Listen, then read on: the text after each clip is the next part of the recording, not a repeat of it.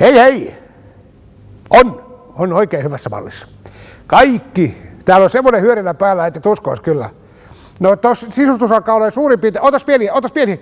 Älkää siitäkään metri siihen oikealle sitä verhoa, hei. Siitäkää se verho metrin verran sinne oikealle. Metri, joo hyvä. Joo, täällä on täys hyödyllä päällä ja mä en ehdi kyllä kauhean pitkään puhua, koska bändi alkaa tuossa kohta soundcheckia ja sitten alkaa semmoinen meteli, että ei kerta kaikkiaan pysty puhumaan. Mutta sano, jos sulla on jotain sydämellä, täällä on kaikki oikein hyvin. Mieluummin tule suoraan huomenna vaan Mitä?